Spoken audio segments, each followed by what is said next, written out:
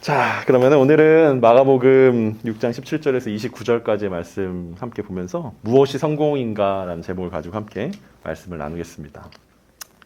지난주에 이제 12제자를 선교 현장으로 예수님께서 보내셨는데 그 사역이 굉장히 성공적이었습니다. 왜냐하면 지난주 본문 14절에 보면 이에 예수의 이름이 드러난지라라고 기록되어 있습니다. 그러니까 제자들의 사역의 결과가 뭐였냐면 예수님의 이름이 온 그 이스라엘에 드러나게 된 것입니다.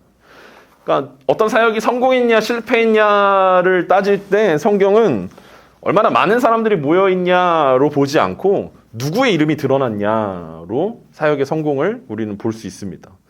그러니까 제자들의 사역의 성공이라고 이야기할 수 있는 것은 그 사역을 통해서 제자들이 분명히 예수님과 똑같이 예수님이 주셨던 권능을 가지고 귀신도 내어쫓고 병든 자도 치유하는 그런 사건들을 통해서 제자들의 이름이 드러난 게 아니라 제자들의 이름이 높아졌던 것이 아니라 예수님의 이름이 높아졌고 예수님의 이름이 드러났기 때문에 그 사역을 우리는 성공이었다라고 볼 수 있습니다. 오늘날에도 많은 사역자들이 혹은 선교단체나 교회들이 예수님의 이름으로 시작했던 사역들이 자신들의 이름이 드러나는 것으로 끝나는 경우들을 우리는 종종 보게 됩니다. 성공의 허상에 빠져들었기 때문이라고 볼 수 있는데 제자들의 사역으로 예수님의 이름이 드러났기 때문에 헤롯은 그가 죽였던 세례 요한을 떠올리게 됩니다. 그러면서 자연스럽게 마가도 이제 오늘 회상 장면을 이제 전도 여행 중간에 끼워 넣습니다. 어떻게 끼워 넣냐면 17절을 보니까 전에라고 시작됩니다. 17절부터 18절입니다. 전에 헤롯이 자기가 동생 빌립의 아내 헤로디아에게 장가든 고로 이 여자를 위하여 사람을 보내어 요한을 잡아 옥에 가두었으니 이는 요한이 헤롯에게 말하되 동생의 아내를 취한 것이 옳지 않다 하였음이라. 우리가 본 것처럼 전에라는 말로 시작됩니다. 이미 세례 요한은 죽은 지 오래되었고 그 한참 전에 일어났던 일이라는 것들을 우리에게 설명해 주면서 전에 헤롯이라고 이렇게 시작합니다.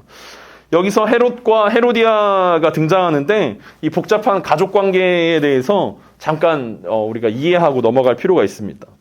예수님이 태어나셨을 때 이스라엘의 왕이 누구였습니까? 네, 헤롯 왕이었습니다. 근데 지금도 헤롯 왕이라고 기록되어 있습니다. 예수님이 태어나셨을 때 마태복음 2장에 그 예수님 그 당시에 태어났던 2살 이하의 아이들을 다 죽였던 죽이라고 명령했던 왕은 헤롯이긴 한데 그 왕은 사람들이 헤롯 대왕이라고 부릅니다. 그 사람은 이스라엘 전체를 다스리던 왕이었습니다. 그리고 오늘 본문에 등장하는 헤롯 왕은 그 헤롯 대왕의 아들입니다. 헤롯 대왕은 로마에서 공식적으로 유대인의 왕이라는 칭호를 받았고 이스라엘 전체를 다스리는 왕이었습니다. 그리고 그가 죽으면서 그의 그 영토를 세 부분으로 나눠서 세 아들들에게 나누어 주었습니다. 그 중에 갈릴리 지역을 다스리는 것이 오늘 본문에 나오는 헤롯 안티파스라는 아들이었습니다. 그리고 그가 사람들에게 왕이라고 불리었고 오늘 본문에 헤롯 왕이라고 등장하고 있습니다. 그래서 헷갈리면 안 됩니다. 헤롯 대왕. 초창기에 나왔던 헤롯 대왕과 지금 나오고 있는 헤롯 왕을 헷갈리면 안 되고 그냥 부자 관계였다라고 생각하면 됩니다.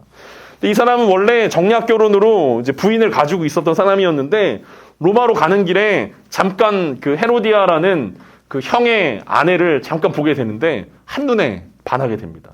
미모가 아주 출중했던 것 같습니다. 그래서 형의 부인이었던 헤로디아에게 프로포즈를 합니다. 근데 헤로디아도 이 만만치 않은 여인이었습니다. 네가 이혼을 하고 오면 내가 결혼해주겠다라고 이야기한 것입니다. 그래서 이 헤롯 왕이 이혼을 하고 첫 번째 부인과 이혼을 하고 그 헤로디아도 자신의 남편 그러니까 헤롯 왕의 형이었던 빌립과 이혼을 하고 서로 재혼을 하게 되었던 것입니다. 왜냐하면 헤로디아의 원래 첫 번째 남편 빌립은 헤롯 대왕의 아들이긴 했는데 그러니까 왕족이었죠. 영지는 없었어요. 그러니까 영토를 분배했을 때 세 명의 왕에 들어가지 못했다라는 거예요. 근데 헤로디아는 야심이 있는 여인이었기 때문에 이 영토를 가지고 있는 갈릴리 분봉왕으로 일하고 있는 헤롯이 청혼을 하니까 이혼을 하고 이제 재혼을 한 것입니다. 그래서 헤롯 안티파스는 그 정략 결혼이었던 첫 번째 부인과 이혼을 하고 헤로디아와 재혼을 하게 되었습니다. 근데 이때 상황에서 이 세례 요한이 이걸 뭐라고 한 거예요? 아마 이 금수저 중에 금수저 아닙니까? 헤롯 왕이? 태어나면서부터 누군가에게 아무런 그 불만을 들어보지 못했던 사람일 텐데 자기가 재혼했다고 세례 요한이 야 그런 법이 어딨냐 어떻게 형수랑 재혼하는 게 이게 말이 되냐 넌 족보도 없냐 막 이러면서 선지자로서 일어났던 거죠. 근데 생각해 보면 우리가 아니 뭐 교회 안 다니는 사람이 그리고 예수님 안 믿는 사람인데 이 사람이 뭐 재혼을 하건 삼혼을 하건 뭐 뭘 하건 세례 요한이 이렇게 화낼 일인가라고 생각할 수 있는데 사실은 이 헤롯 이 왕이 이 갈릴리 지역을 통치하면서 그 메시아 전설을 들었어요. 이 메시아가 오면 유대인들을 구원해 준다라는 전설을 듣고 자기가 메시아라고 얘기하고 다닌 거야. 내가 메시아다. 내가 너희를 구원해 줄 거다. 라는 약간 이런 얘기를 하기 때문에 세례 요한이 더 화가 난 거죠. 메시아도 아니면서 감히 어떻게 메시아 왕이냐. 그래서 성경에 보면은 이 복음서에 보면 헤롯 당들이 나오지 않습니까? 헤롯 당원들이 등장하는데 그 사람들은 헤롯이 메시아다라는 것들을 믿었던 사람들이라는 거죠. 그래서 그 세례 요한과 헤롯 왕은 그 경쟁 관계에 있을 수밖에 없는. 왜냐하면 세례 요한은 메시아가 오실 길을 예비하는 사명을 가지고 이 땅 가운데 왔는데 자기가 메시아라고 이야기하니까 어쩔 수 없이 대적할 수밖에 없고 심지어 메시아라고 칭하는 그 사람이 형수랑 결혼을 하는 이 말도 안 되는 일들을 하면서 이거는 성경의 근거에서도 말이 안 되는 것이고 윤리적으로도 말이 안 되는 것이고 메시아라고 이야기하면서 그렇게까지 하는 것들은 더 말이 안 된다라고 세례 요한의 지적 가운데 있었다라는 것입니다. 그래서 이 사건 때문에 어떤 일들이 일어났냐면 19절과 20절입니다. 헤로디아가 요한을 원수로 여겨 죽이고자 하였으되 하지 못한 것은 헤롯이 요한을 의롭고 거룩한 사람으로 알고 두려워하여 보호하며 또 그의 말을 들을 때 크게 번민을 하면서도 달갑게 들으밀러라. 여기 등장하는 이 헤로디아 앞에서도 얘기했지만 야심이 대단한 사람이었습니다. 그리고 굉장히 무서운 여인이었습니다. 이 왕족이었던 남편을 버리고 왕의 아내가 된 것도 모자라서 이제는 남편이 이 선대 헤롯 대왕의 어떤 지위까지 얻기를 원했던 것입니다. 지금은 로마가 인정하지 않은 그 분봉 왕이었어요. 그냥 헤롯 대왕이 나눠줬으니까 그냥 왕이라고 자칭 타칭 그냥 왕이라고 부르지만 로마의 공식적인 승인이 없는 왕이었다라는 거죠. 그래서 공식적인 승인을 얻기 위해서는 세례 요한이 눈에 가실 수밖에 없었던 것입니다. 이 안정적인 지도력을 증명해내야 그리고 세금을 잘 걷어서 로마에 이제 갖다 줘야 이제 인정을 받을 수 있는데 세례 요한이 사람들에게 인기도 많고 그리고 바른 말하고 맨날 회개하라 그러고 잘못했다 그러고 이 자신의 왕권 그 헤롯 왕의 왕권을 대적하는 이 세례 요한이 굉장히 마음에 안 들었다라는 것입니다. 그래서 헤로디아는 요한을 원수로 여겼다라고 이야기합니다. 물론 헤롯도 헤로디아와 마찬가지였지만 헤롯 대왕은 그 헤롯 대왕의 영지를 이어받긴 했지만 로마의 승인을 받은 것은 아니었기 때문에 더 높은 지위와 명성을 필요로 했다라는 것입니다. 이 유대 지역이 사실은 그 로마가 굉장히 아끼는 지역이었어요. 세금이 잘 나와서. 왜냐하면 성전에서 대제사장들이 뽑아내는 것이 어마어마했기 때문에 이 유대 지역과 갈릴리 지역이 굉장히 그 알짜 땅이었다라는 거죠. 그래서 마음에 들려면 굉장히 그 열심히 해야 그리고 최선을 다해서 통치를 해야 이게 뭔가 그 승인을 받을 수 있고 인정을 받을 수 있었다라는 거죠. 어쩌면 헤롯이나 헤로디아나 그 로마가 인정해주면 황제가 인정해주면 더 행복해질 수 있지 않을까라는 어떤 그런 생각들을 했던 것 같습니다. 태어나면서부터 부족함 없이 태어났던 사람인데 그리고 평생 동안 부족함 없이 살았던 사람인데 그래도 또 뭔가 부족하다라고 생각했다라는 거죠. 그래서 자신의 성공과 행복을 위한 걸림돌이 세례 요한이라고 생각했고 세례 요한을 제거해야겠다라고 애를 썼다라는 것입니다. 근데 한편으로는 헤롯은 요한이 두려웠습니다. 바른 말 하는 것이 맞았기 때문에 그렇습니다. 그리고 두려워하면서 은근히 이제 보호했습니다. 얼핏 하면 헤로디아가 죽일 것 같으니까 그 정도까지는 아니니까 그냥 감옥에 가둬두는 것으로 타협을 하자. 그리고 감옥에 가둬두는 것으로 또 좋은 이야기 듣는 것으로 데려다가 또 가끔씩 좋은 이야기 듣는 것으로 헤롯의 내면에서는 진리를 추구하는 마음 그리고 또 성공을 추구하는 이 두 가지 마음이 공존하고 있었다라는 것입니다. 헤로디아도 왕이 이제 뭐 감옥에 가두는 것까지만 하자는데 뭐 더 이상 어떻게 요구할 수가 없는, 어쩔 수 없는 상황이 꽤 오랫동안 이어지고 있었습니다. 왜냐하면 마가복음 1장에서 요한이 잡힌 후에 예수님께서 사역을 시작했다라고 이야기 나왔으니까 1장부터 지금 이제 꽤 시간들이 많이 흘렀다라는 거죠. 이어지는 21절부터 23절까지는 기회가 왔다라고 이야기합니다. 마침 기회가 좋은 날이 왔으니 곧 헤롯이 자기 생일에 대신들과 천부장들과 갈릴리의 귀인들로 더불어 잔치할세 헤로디아의 딸이 친히 들어와 춤을 추어 헤롯과 그와 함께 앉은 자들을 기쁘게 한지라. 왕이 그 소녀에게 이르되 무엇이든지 내가 원하는 것을 내게 구하라. 내가 주리라 하고 또 맹세하기를 무엇이든지 내가 내게 구하면 내 나라의 절반까지도 주리라 하거늘. 헤로디아에게 마침 좋은 기회가 왔습니다. 그날은 헤롯의 생일날이었습니다. 생일날이었기 때문에 얼마나 많은 사람들이 모였겠습니까? 그 VIP들이 굉장히 많이 모였지 않겠습니까? 모든 대신들과 사회적으로 인정받는 명망 있는 사람들이 다 함께 모여서 잔치를 벌이게 된 것입니다. 이때 헤로디아는 자신의 딸을 이용해서 무시무시한 계략을 펼칩니다. 헤로디아의 딸이 춤을 추었고 앉은 자들이 기뻐했다라고 이야기합니다. 굳이 헤로디아의 딸이라고 이름한 이유는 그 딸은 전남편과의 사이에서 나온 딸이었기 때문에 헤롯의 딸이 아니라 헤로디아의 딸이었다라고 이야기하고 있습니다. 역사가들은 그 이름이 살로메고 당시 12살이 훌쩍 넘어서 결혼 정년기에 접어들었다라고 이야기하고 있습니다. 그래서 오늘 본문에서 사람들이 기뻐했다라고 이야기하는 것은 그냥 그 조그만 꼬맹이가 와서 막 아빠 힘내세요 해가지고 막 우리가 있잖아요 이렇게 해가지고 기뻐했던 막 아유 귀엽네라고 이렇게 이야기했던 게 아니라 이 자리에 앉아있던 모든 대신들과 VIP들과 심지어 헤롯 왕까지 이 살로메라는 헤로디아의 딸의 춤에 매료됐다라는 것입니다.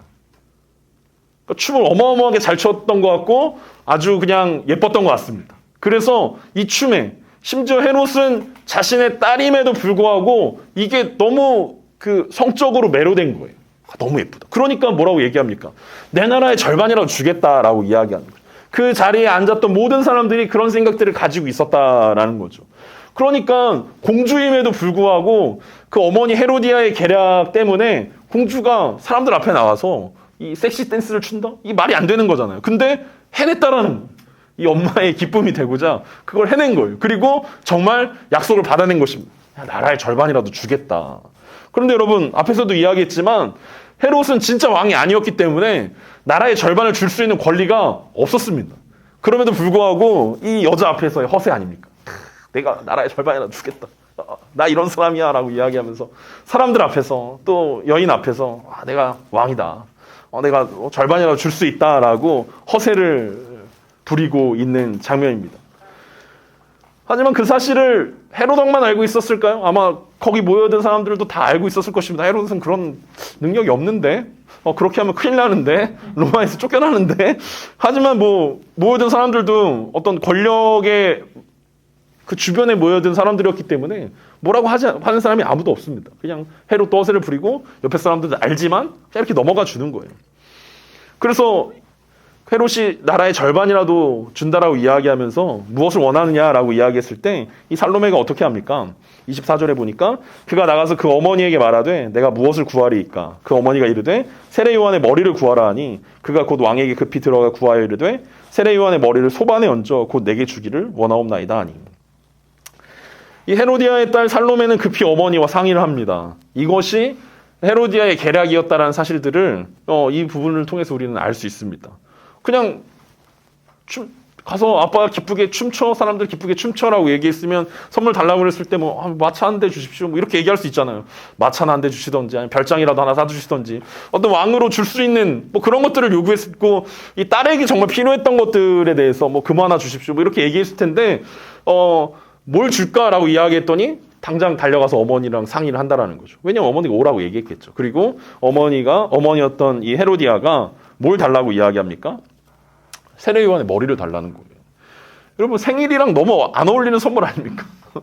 생일 축하 잔치에서 너무 그 춤을 잘 춰서 기분이 좋아서 야 내가 선물 하나 줄게 이 허세 부리고 있는 헤롯 왕 앞에 야 그럼 잘 됐다 라고 이야기하면서 딸을 이용해서 눈에 가시 같던 존재인 세례 요한의 목을 달라고 합니다. 어떤 어머니가 이 딸한테 이 남의 머리를 달라고 이야기할 수 있습니까? 그런데 이때 당시에는 이런 일들이 비일비재하게 많았어요. 그러니까 선대 헤롯 대왕도 자신의 아들들을 독살시킵니다. 이거 자꾸 기어오르니까, 자꾸 자신의 권력에 기어오르니까 첫째 아들을 그냥 비밀리에 이렇게 보냅니다. 그러니까 권력에 대한 암투가 장난이 아니라는 거예요. 서로 모략하고 서로 그 시기와 질투와 어떤 내 것을 가지고 지키려는 사람들의 이 관계들이 장난 아니었다라는 거죠. 그러니까 헤로디아도 그냥 그렇게 살아왔던 인생이었던 거예요. 그러니까 전 남편을 버리고 새로 장가를 들고 또 딸을 이용해서 남편의 마음을 유혹하고, 그래서 자신이 정말 얻고자 했던 것들을 내가 기어코 얻고 만다. 난 정말 저걸 가질 거야. 그리고 쟤를 부셔버릴 거야. 라고 했던 어떤 그런 원함이 가득했던 간절함이 드디어 기회가 와서 얻게 된 것입니다. 춤의 대가치고는 상당히 비싼 것이었습니다. 그러니까 이 세례 요한을 처리하지 못하는 이 우유부단한 남편을 두고 보지 못했던 헤로디아가 남편 대신에 무섭게 결단하고 세례 요한을 죽여버린 것입니다. 이런 제안을 받고 왕이 어떻게 합니까? 26절부터 28절까지입니다. 왕이 심히 금심하나 자기가 맹세한 것과 그 앉은 자들로 인하여 그를 거절할 수 없는지라. 왕이 곧 시위병 하나를 보내어 요한의 머리를 가져오라 명하니 그 사람이 나가 옥에서 요한을 목베어 그 머리를 소반에 얹어다가 소녀에게 주니 소녀가 이것을 그 어머니에게 주니라. 헤롯은 근심하였습니다. 헤롯은 자신이 정말 가지고 싶었던 것이 있었는데 그게 뭐였냐면 이 유대인들의 존경이었어요. 근데 그걸 누가 가지고 있어요? 그걸 세례 요한이 가지고 있는 거예요. 그러니까 부러우면서 질투도 나면서 또 자기도 존경도 하는 어떤 그 굉장히 애매한 감정을 가지고 있는 이 세례 요한이었는데 그 세례 요한을 죽이라고 요청하는 이 요청 가운데 근심이 될 수밖에 없었습니다. 그리고 아마 그런 마음 있잖아요. 드라마 같은 데 보면 나에게 이렇게 대한 건 네가 처음이야 라고 얘기했던 것처럼 세례 요한이 처음이잖아. 처음 나한테 쓴소리를 하다니, 나한테 회개하라고 얘기하다니, 너 같은 사람 처음인데 묘한 끌림이 아마 헤롯 왕이 있었을 것입니다. 왜냐하면 헤롯 왕 안에도 양심이라는 게 있으니까 살짝 그런 마음이 있었을 거 아니에요. 이래도 되나?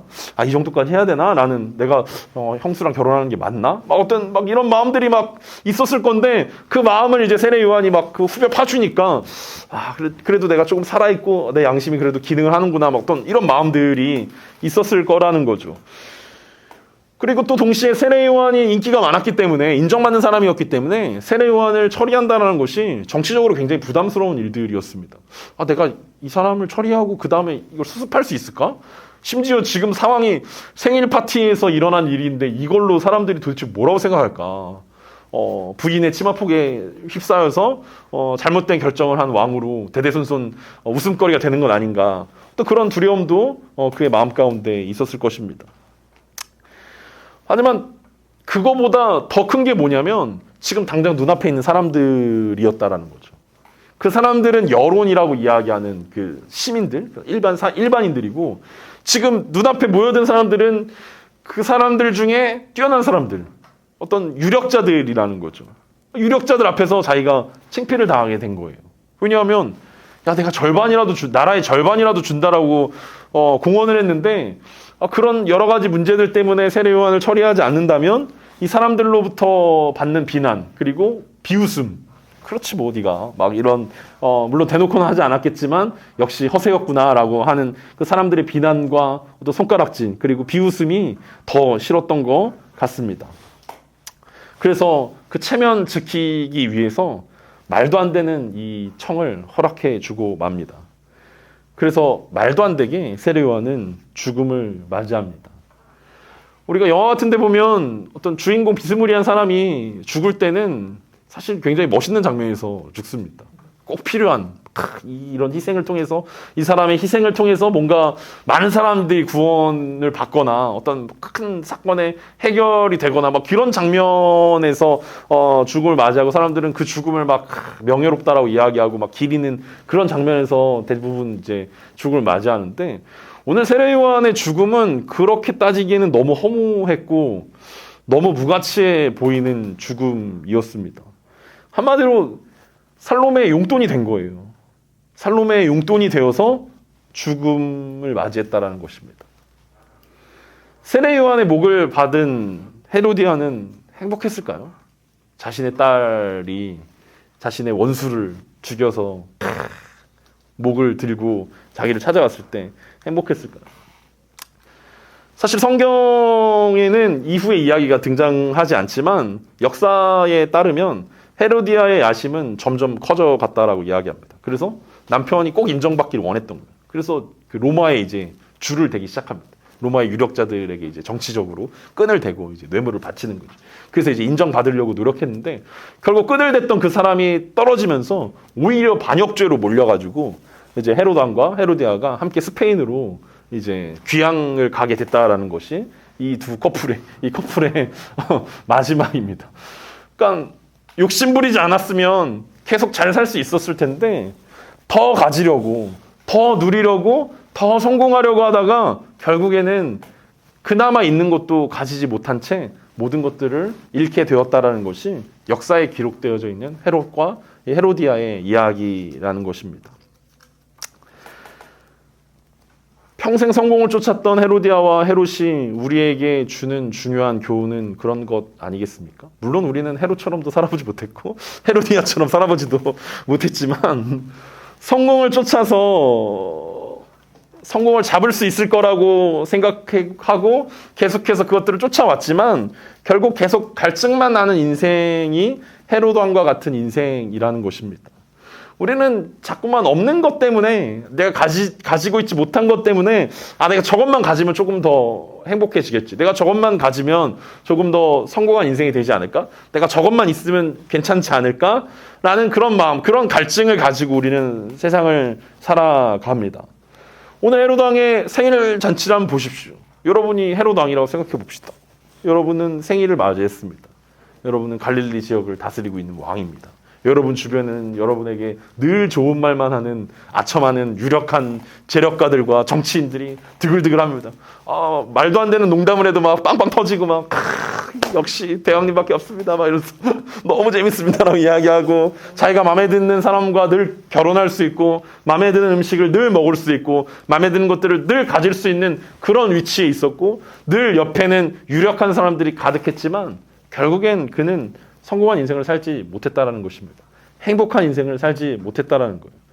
어쩌면 그런 바른 말만 그 좋은 말만 해주는 그런 사람들 가운데서 이 세례 요한을 죽일 수밖에 없었고, 그 행복하고 즐거워야 할 생일 잔치가 어쩌면 우리 가운데 굉장히 슬픈 이야기로 느껴집니다. 굉장히 행복하고 다들 즐겁고 막 웃고 있는데 그 내면 가운데는 굉장한 슬픔과 두려움과 걱정들이 거기 모여든 모든 사람들 가운데 있었다라는 것입니다. 그래서 세례 요한 죽음 이후에 29절에 보니까 요한의 제자들이 듣고 와서 시체를 가져다가 장사했다라고 기록되어 있습니다. 결국 유대인들을 벌벌 떨게 했던 세례 요한이 죽고 그의 의리 있던 제자들을 통해서 장례식이 치루어지게 되었습니다. 지난 한 주간 뉴스에 계속해서 나오던 성대한 장례식의 현장들을 우리는 봤습니다. 어떤 세계에서 제일 큰 교회를 만드셨다는 어떤 목사님의 장례식의 현장들. 그래서 수많은 정치인들과 수많은 사람들이 찾아가는 그 모습들을 보면서 오늘 세례 요한의 죽음과 조금 대비되는 모습이라고 생각이 되었습니다. 그 교회 목사님은 행복했을까? 라는 생각들도 들었습니다. 돈이 그렇게 많았다는데 그리고 세상 사람들은 그 유산 때문에 그 형제들 가운데 얼마나 그 큰 분란이 일어날 것인가, 왕자의 난이 일어나진 않을까, 뭐 이런 것들을 걱정하는 어떤 세상의 목소리들도 듣게 되었습니다. 그의 죽음에서 헤롯이 보입니까? 아니면 세례 요한이 보입니까?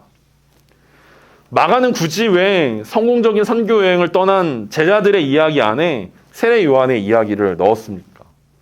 마가는 늘 하고 싶은 이야기를 이렇게 중간에 넣어서 이 샌드위치 구조로 이야기하는 경향이 있다라고 보여드렸는데, 왜냐하면 3장에서 가족 이야기하면서 이런 기법을 썼고, 5장에서 그 혈루병 앓는 여인의 이야기가 야이로의 딸 고치는 이야기 안에 삽입되면서 그런 방식을 썼는데, 오늘 6장에서 한 번 더 그 방식으로 전에 일어났던 세례 요한의 이야기를 오늘 굳이 끄집어내서 전도여행을 떠났던 이 제자들의 이야기 사이에 세례 요한의 이야기를 넣었습니다. 왜 그랬습니까? 첫째로 마가는 앞으로 이어질 예수님의 이야기를 미리 보여주고 싶었던 것 같습니다. 세례 요한의 죽음의 이야기는 예수님의 죽음의 이야기와 너무나도 닮아 있기 때문입니다. 헤롯이 걱정하며 번민하였던 것처럼 예수님을 사형시킨 빌라도도 똑같이 번민합니다. 잘못된 결정임을 알았지만 옆에 모여있던 사람들 때문에 사형을 언도한 헤롯 왕처럼 빌라도도 사람들의 시선 때문에 예수님을 사형시킵니다. 사실 빌라도도 똑같은 그 헤롯이랑 똑같은 상황 가운데 처해 있었던 거예요. 왜냐하면 빌라도를 후원하던, 빌라도를 지켜주던 로마의 유력자가 반역죄 때문에 죽게 됩니다. 그래서 끈이 떨어진 거예요, 빌라도가. 그 사이에 사람들이 뭐라고 이야기합니까? 예수님을 안 죽이면 너도 반역자다. 황제를 반역하는 거다. 자칭 황제라고 이야기하는 예수를 네가 죽이지 않으면 넌 잘못하는 거다. 이거는 황제한테 일러 바쳐야 되는 일이다 라고 이야기했을 때 이 빌라도는 분명히 예수님이 죄가 없지만 죽일 수밖에 없는 결정을 할 수밖에 없었다라는 거죠. 그 예수님의 죽음과 오늘 세례 요한의 죽음, 약간 지나간 이야기를 보여주면서 사실은 앞으로의 예고편을 보여주는 거죠. 지나간 이야기인데 이걸 보면서 사람들은 이제 예수님도 그렇게 될 거구나라는 것들을 미리 예상할 수 있는 이야기라는 거죠. 둘째로 마가는 이 제자도의 끝이 성공이 아니라 죽음이 기다리고 있음을 보여주고 싶었던 것 같습니다. 세례 요한이 죽은 이유는 무엇입니까? 복음을 전하고 죽음을 맞이했습니다. 예수님도 복음을 전하고 죽음을 맞이할 것입니다. 그리고 지금 성공적인 사역을 감당하고 있는 제자들도 복음을 전하고 죽음을 맞이할 것입니다. 예수님을 따르는 많은 사람들은 사실 은혜라고 이름하는 기적과 승리와 성공을 기대합니다. 내가 예수님을 따르고 예수님을 전하고 어떤 고난과 환난들을 이겨내고 어떤 승리의 그 이야기들이 예수님을 따르는 인생 가운데 쭉 펼쳐질 것들에 대해서 기대하고 그것들을 소망합니다. 그런데 마가는 정반대 이야기를 하고 있는 거예요. 지금 제자들이 성공적인 사역들을 감당하고 있어요. 귀신들을 내어 쫓고 있고 병든 자를 고치고 있고 이제 제자들에겐 두려울 것이 없고 야 이렇게 하면 되는구나 라는 것들을 생각하고 있는 이 찰나에 마가는 아니야. 예수님을 따른다라는 것은 우리가 이 땅 가운데서 뭔가 많은 것들을 누리고 뭔가 성공하고 뭔가 잘 나가는 인생이 된다라는 것들을 의미하는 게 아니야. 예수님을 제대로 따른다라는 것은 결국은 죽음이 우리를 기다리고 있다라는 이야기다라는 사실들을 마가가 오늘 우리 가운데 이야기해주고 있습니다. 그래서 성경은 사실은 승리의 책이 아니라 순교의 책이고 성공의 책이 아니라 죽음의 책이라는 것입니다. 그래서 예수님 주변에 수많은 사람들이 예수님을 따라왔고 그리고 예수님 주변에 수많은 무리들이 예수님을 쫓아왔지만 예수님은 그것 가운데 기뻐하지 않습니다. 우리 같으면 예수님 지금 5,000명이 모였습니다. 그래 5,000명. 야, 좀 더 열심히 해봐. 10,000명을 모으도록. 다음번엔 10,000명 모으도록 해. 그럼 내가 보리떡 3개랑 해가지고 내가 한번 보여줄게. 좀 더 노력해. 열심히 해. 그럼 내가 인센티브도 주고 이렇게. 우리 같으면 그럴 거 아닙니까? 근데 예수님은 수많은 사람들이 예수님 좋다고 쫓아오는데 예수님은 눈 하나 깜짝하지 않습니다. 왜냐하면 예수님 옆에서 많은 것을 얻으려고 하는 사람은 결코 제자가 될 수 없다라는 것을 예수님은 알고 있었기 때문입니다. 예수님의 보혈의 의미를 알고 누리고 그것에 감격하는 사람, 은혜를 경험한 사람만이 제자가 될 수 있고 은혜를 경험해야만 죽음을 두려워하지 않을 수 있다라는 것입니다. 그리고 세례 요한이 오늘 보여준 모습은 세례 요한이 예수님의 그런 은혜를 경험한 첫 번째 제자였고 가장 먼저 이 제자도의 모델이 되어 주었다라는 것입니다. 그래서 우리가 지금 6장이 전에 이제 8장에 가면 예수님께서 마가복음 8장 34절에서 이렇게 말씀하십니다. 무리와 제자들을 불러 이르시되 누구든지 나를 따라오려거든 자기를 부인하고 자기 십자가를 지고 나를 따를 것이니라. 8장에 가서 비로소 하시는 말씀이지만 이미 제자들에게는, 그리고 우리 마가복음을 보고 있는 독자들에게는 세례 요한을 통해서 예고된 말씀이라는 거죠. 예수님을 따르는 사람들은 자기를 부인하고 또 자기 뜻을 내려놓고 자기 십자가를 지고 하나님의 뜻을 지고 예수님을 따르는 사람이 예수님의 제자가 될 수 있다라고 우리 가운데 이야기하고 있습니다. 자기를 부인하는 사람, 그러니까 우리가 늘 고백하는 것처럼 예수 그리스도로 인하여서 내가 죽었다라고 고백하는 사람, 그래서 내가 사는 것이 아니라 예수 그리스도가 산다라고 고백하며 자기 십자가를 지고 하나님의 뜻 가운데 나아가는 그 사명을 받은 사람이 제자라고 이야기하고 있습니다. 그리고 그런 사람만 예수님을 따를 수 있습니다. 이 추석 연휴를 맞이하는 지금 이런 이야기를 해서 굉장히 죄송하지만 여러분, 이제 여러분의 장례식을 한번 상상해 봅시다. 네, 명절에 죄송하지만 여러분은 어떤 죽음을 맞이하고 싶습니까? 여러분이 죽을 때 여러분은 어떤 묘비명을 기록하고 싶습니까? 어떤 사람들이 찾아왔으면 좋겠습니까? 어디서 어떻게 죽음을 맞이하겠습니까? 사실 우리는 어떻게 살 것인가에 대해서 굉장히 많이 고민을 합니다. 내가 어떤 인생을 살 것인가, 어떻게 성공할 것인가에 대해서 고민을 많이 합니다. 그런데 사실 어떤 인생을 살았냐는 장례식을 통해서 증명되어집니다. 내가 어떤 장례식, 내가 어디서 죽음을 맞이했느냐가 결국 내가 어떤 인생을 살았느냐를 보여주는 바로미터가 될 수 있을 것입니다. 마지막에 어떻게 죽느냐로 우리의 인생이 결정된다라는 거예요. 보통 우리는 모두 다 편안한 죽음을 기대합니다. 안 아프고 죽었으면 좋겠어요. 천수를 누렸으면 좋겠어요. 오래 살다가 편안히 갔으면 좋겠어요. 그런데 성경에 기록되어져 있는 수많은 제자들의 죽음을 보면 다 세례 요한을 닮아 있다는 것들을 봅니다. 굉장히 황망하고 어이없고 세상 사람들이 보기에는 불필요한 그런 죽음들을 그들이 맞이했다라는 것입니다. 그들이 왜 그런 죽음을 맞이했겠습니까? 그들의 인생이 그런 인생을 살았기 때문입니다. 무엇을 위한 인생이었는가를 고민하다 보니까 결국은 그들의 죽음이 그렇게 죽을 수밖에 없었다라는 것입니다. 요한복음 12장 24절에서 예수님은 내가 진실로 진실로 너희에게 이르노니 한 알의 밀이 땅에 떨어져 죽지 아니하면 한 알 그대로 있고 죽으면 많은 열매를 맺느니라 라고 말씀하고 있습니다. 세례 요한은 한 알의 밀이 되어 땅에 떨어져 죽었습니다. 사람들이 보기에는 참 무의미한 죽음이었고 소위 말하는 개죽음이었습니다. 무의미하고 무가치하고 쓸모없고 불필요한 그런 죽음이었다라는 것입니다. 그의 짧은 인생은 허무하게 땅에 떨어졌습니다. 그리고 예수님도 제자들도 허무하게 땅에 떨어질 것입니다. 그렇다고 그들의 인생이 가치 없다라고 우리가 말할 수 있겠습니까? 성공하지 못한 인생이라고, 실패자들이라고 부를 수 있겠습니까?